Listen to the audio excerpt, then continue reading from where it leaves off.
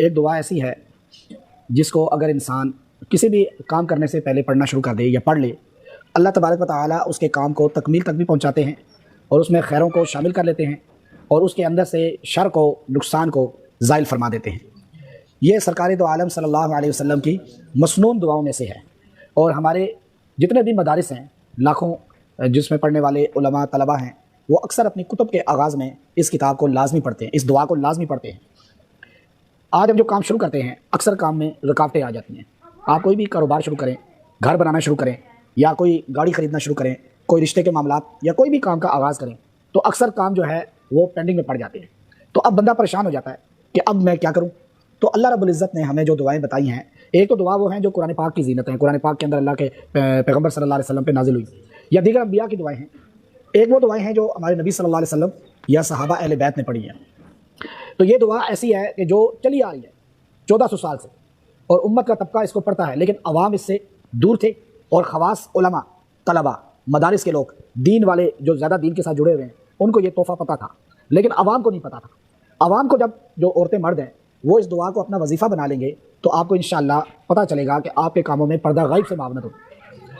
اس لیے علماء اپنے طلباء کو یہ دعا پڑھاتے ہیں۔ جب سال کا آغاز ہوتا ہے مدرسے میں تو طلباء کو یہ دعا پڑھائی جاتی ہے، اور جو طلباء صحیح طرح سے اس دعا کو پڑھ لیتے ہیں، زیادہ بھی نہیں پڑھائی جاتی، صرف 3 بار پڑھائی جاتی ہے ان کو، جو 3 مرتبہ کتاب کو شروع کرنے سے پہلے پڑھ لیتے ہیں تو وہ پورا سال اللہ انہیں پڑھنے کی توفیق دیتا ہے اور وہ پورا سال مکمل کرتے ہیں۔ اسی لیے جو قرآن پاک کو پڑھنا شروع کرے اور اب اس کو ہوتا ہے کہ جی مجھ سے پورا پڑھا نہیں جاتا، بیچ میں رکاوٹیں آ جاتی ہیں، تو آپ قرآن پاک کو پڑھنے سے پہلے اس دعا کو پڑھیں، 3 مرتبہ بس پڑھ لیں، انشاءاللہ آپ سے اللہ جلدی پورا قرآن پاک تکمیل کو پہنچوائے گا۔ جس کو پڑھنا نہیں آتا، اب دیکھیں نا کہ آپ کتنی بڑی عمر میں ہیں، عورتیں بھی بیٹھی ہیں کتنی بڑی بڑی ایج کی ہیں، لیکن آپ میں سے بہت بڑی تعداد کو قرآن پاک پڑھنا نہیں آتا۔ اب جب میں بتاتا ہوں کہ جی آپ نے یہ سورہ مجھے تو آتی نہیں، میں نے کہا یہ پڑھو، مجھے تو آتا ہی نہیں۔ اچھا، یہ جملہ ہمارے ہاں بر صغیر میں کہا جاتا ہے، پاکستان، انڈیا، بنگلہ دیش، بس یہ 4-5 ملک ہیں، باقی دنیا میں یہ لفظ نہیں ہے۔ آپ ملائیشین بوڑھے کو بھی دیکھیں گے قرآن آتا ہے، بوڑھی عورت کو بھی آتا ہے، انڈونیشیا کے آئے گا، لیکن پاکستان، انڈیا میں ہم لوگ جنت کے ٹکٹ بانٹتے ہیں، جہنم کے سرٹیفکیٹ دیتے ہیں، ایسا ہی ہے نا؟ ہم ہی کہتے ہیں جی وہ جنتی ہے، وہ دوزخی ہے، ہم جنتی ہیں، باقی سارے دوزخی ہیں، یہ فتوے یہاں لگتے ہیں، اور اپنے آپ کو محبان مصطفیٰ، محبان اہل بیت، محبان صحابہ، ختم نبوت کا دفاع کرنے والا، دین کا سب سے بڑا دائی، لیکن قرآن پڑھنا نہیں آتا۔ تو یہ ہے محبان مصطفیٰ، جس کو نبی کی کتاب نہیں آتی پڑھنی، جس کو نبی کی شان اللہ بیان کر رہا ہے قرآن میں، وہ پڑھنا نہیں آتا، تو یہ کیسا عاشق ہے؟ لیکن فتویٰ بھی ہم دیتے ہیں کہ جی جنتی ہم ہے، سعودیہ والے دوزخی ہیں جن کو سارا قرآن آتا ہے۔ وہ تو غلط لوگ ہیں، ان کے پیچھے تو نماز ہی نہیں ہوتی۔ یہ جملہ کون کہتا ہے؟ جس کو قرآن پڑھنا نہیں آتا۔ اچھا، علماء کو گالیاں کون دے رہے ہیں؟ آج میڈیا میں دیکھیں، سوشل میڈیا پہ علماء کو گالیاں دے رہے ہیں، مدرسوں پہ ہوٹنگ کر رہے ہیں، کون؟ جن کو قرآن پڑھنا ہی نہیں آتا۔ اب یہ اصل بات عجیب ہے کہ جس کو آتا ہے اس ٹہنی پہ پھل ہوتا ہے تو وہ جھکی ہوتی ہے، اور جو آکڑی ہوتی ہے ٹہنی، اس کے اوپر پھل وہ سوکھی ہوتی ہے۔ تو جو بندہ بدتمیز ہوگا، دین کا بے ادب ہوگا، اللہ والوں کا بے ادب ہوگا، آپ یقین کر لیں کہ اس کے پاس کچھ بھی نہیں ہے، نہ دین ہے، دنیا بھی کچھ نظر آ بھی جائے تو کوئی ویلیو نہیں ہے۔ لیکن اس لیے یاد رکھیں کہ آپ بوڑھے بھی ہو گئے ہیں تو قرآن سیکھیں۔ اگر آپ کو نبی صلی اللہ علیہ وسلم سے پیار ہے سچا، تو ایک بوڑھا آدمی میرے پاس آیا، بہت پرانی بات ہے، تبلیغ میں نیا اس روزہ لگایا تھا، جیولرز کا صدر تھا وہ، اسلام آباد کی بات ہے، تو اس کی عمر تھی اس وقت 60-65 سال۔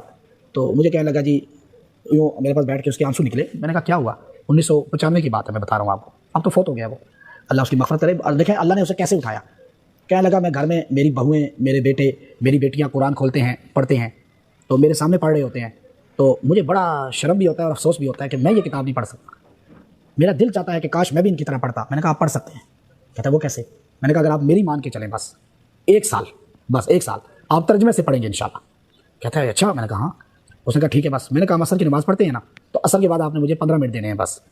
اب عصر کی نماز کے بعد 15 منٹ وہ بیٹھتا، میں اسے الف با تا سا پڑھاتا، پھر وہ کرتے کرتے ناظرہ پڑھنا شروع ہو گیا، الف کو لام سے جوڑا، ہا کو میم سے جوڑا، دال کو پڑھا، الحمد آ گئی اسے۔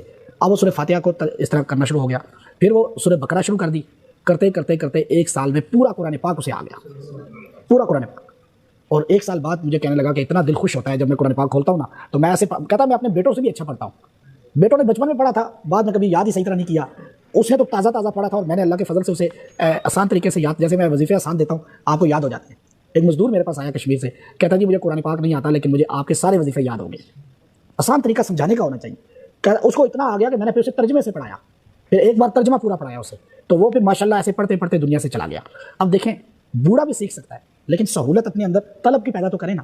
اب یہ دعا اتنی جامع ہے، اتنی بہترین ہے کہ آپ اس دعا کو اگر پڑھ کے قاعدہ شروع کر دیں، کسی قاری صاحب کے پاس جائیں، کسی اپنی مسجد کے امام صاحب کے پاس جائیں، آپ انہیں کہیں جی مجھے آپ 15 منٹ روز دے دیا کریں، آپ انہیں وظیفہ دیں، آپ انہیں اچھی خدمت کریں۔ جہاں آپ اتنے لگا دیتے ہیں ویٹروں کو، جا کے چائے پہ لگا دیتے ہیں، کھانے پہ لگا دیتے ہیں، آپ گھر میں ٹیوشن لگا لیں، آن لائن پڑھیں۔ اب آپ جو ہے آپ یہ دعا پڑھ کے پڑھنا شروع کریں، آپ کو قرآن پاک پڑھنا آ جائے گا۔ آپ میں سے جتنے لوگ ہیں سننے والے، میں آپ کو بڑے دعوے سے کہتا ہوں 1 سال آپ جو ہے اپنی زندگی کا آج سے نیت کر لیں کہ ہم قرآن پاک سیکھنا شروع کر دیں گے، اور آپ جو ہے 1 سال تو میں زیادہ کہہ رہا ہوں، آپ 3 مہینے میں پڑھنا شروع ہو جائیں گے۔ 1 سال تو مکمل کرنے میں لگے گا، ورنہ آپ کو پڑھنا 3 مہینے میں آ جائے گا۔ لیکن لوگ یہی ڈرائیور، ہمارے ٹیکسی ڈرائیور سعودیہ جاتے ہیں عربی سیکھ لیتے ہیں نا، اور کینیڈا میں جاتے ہیں تو انگلش سیکھ لیتے ہیں، چائنا میں جاتے ہیں تو چائنیز سیکھ لیتے ہیں، ان پڑھ آدمی سیکھ لیتا ہے۔ جب یہ اتنی صلاحیتوں کا مالک ہے تو اللہ کا قرآن نہیں سیکھ سکے گا؟ لیکن مسئلہ یہ ہے کہ نیت ہی نہیں ہے، محبت ہی نہیں ہے قرآن سے، دل ہی نہیں چاہتا کہ میں اس کے لیے اپنی زندگی کا کوئی حصہ نکالوں۔ جب مرد عورتوں کو محبت ہو جائے گی نا قرآن سے، میں آپ کو بڑے دعوے سے کہتا ہوں پھر آپ کو کسی کے در پہ جانے کی ضرورت نہیں پڑے گی، اللہ قرآن کی برکت سے ہر مسئلہ آپ کا حل کر دے گا۔ یہ میں آپ کو بڑے دعوے سے کہتا ہوں، لیکن آپ اپنے قلب میں محبت صادق کریں۔ یہ زبان سے توتے والی محبت نہیں چاہیے، پریکٹیکلی محبت کہ مجھے قرآن سے محبت ہے، قرآن پاک پڑھوں میں۔ تو اب صحابہ تو اس طرح بڑھاپے میں آ کے سیکھنا شروع کر دیا انہوں نے۔ تو اب یہ دعا بتا رہا ہوں، آسان دعا، آپ کا کوئی کام پھنسا ہوا ہے کسی کے پاس، اسے 70 بار پڑھیں۔ اگر کوئی کام شروع کر رہے ہیں تو اس سے پہلے 3 مرتبہ پڑھ لیا کریں، ٹھیک؟ اور اگر آپ کا گھر بن رہا ہے، کوئی بلڈنگ بن رہی ہے، وہاں جب جائے 3 بار اسے پڑھ لیں، اللہ اس میں سہولتیں پیدا کر دے گا۔ اور کسی کے گھر جا رہے ہیں کئی معاملات کے لیے، کہیں کہ آپ جیسے اکثر لوگ کسی سے ٹیبل ٹاک کرتا ہے، یا بیٹھ کے موبائلہ کرتا ہے، یا بحث تکرار کرتا ہے، یا اور ایسے کہیں امیگریشن میں کہیں جا رہے ہیں، آپ یہ 3 بار وہاں جا کے پڑھ لیں اور سینے میں پھونک دیں۔ اس میں اللہ نے بڑی بہترین جامع الفاظ شامل کیے ہیں۔ وہ دعا کیا ہے؟ رب یسر ولا تعسر وتمم بالخیر وبک نستعین۔ بس اب یہ الفاظ بہت آسان ہیں، آپ سارے پڑھیں، رب یسر ولا تعسر وتمم بالخیر وبک نستعین۔ مشکل الفاظ نہیں ہیں۔ رب یسر، اے اللہ میرے لیے سہولت کر دے، سہولتیں پیدا کر دے، ولا تعسر، اور سختیاں نکال دے مجھ سے، میرے کاموں میں سختیاں دور کر دے، اور وتمم بالخیر، میرا اختتام جو ہے خاتمہ میرے کاموں کا خیر پہ کرنا۔ وبک نستعین، ہم تجھ ہی سے مدد مانگتے ہیں۔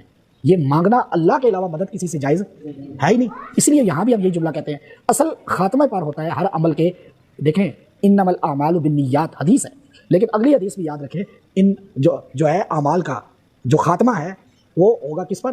اصل دار و مدار ہوگا انما الاعمال بالخواتین، خواتین یعنی خاتمے اعمال کا جو اصل اعمال کا پرکھ ہوگی وہ خاتمے پر ہوگی۔ نیت پر تو ہے اعمال کا، اب نیت مثال طور پر میری کیا ہے آپ کو نہیں پتہ، آپ کے دل میں کیا نیت ہے مجھے نہیں پتہ۔ یہ حدیث تو وہ ہے جو اللہ جانتا ہے، بندہ جانتا ہے، حکمران جانتے ہیں یا اللہ جانتا ہے، ہر عہدے کا بڑا جانتا ہے، آپ اپنا جانتے ہیں میں اپنا جانتا ہوں، یا اللہ جانتا ہے۔ ایک دوسرے کے سامنے ہم بے شک جیسے بنے ہوں لیکن اندر کیا ہے یہ اللہ جانتا ہے، یہ ہمیں خود پتہ ہوتا ہے۔ لیکن انما الاعمال بالخواتین، جو اعمال کا فیصلہ ہے وہ خاتمے پر ہوتا ہے، کہ اب انسان آخری وقت میں جس کو اس عمل کی وجہ سے توفیق مل جائے توبہ کی، کلمے کی، تو اب پھر سمجھ لو کہ یہ اعمال قبول ہو گیا، ورنہ تو ظاہری نماز پڑھتے نمازی موت کے وقت کلمہ ہی نہیں ملا۔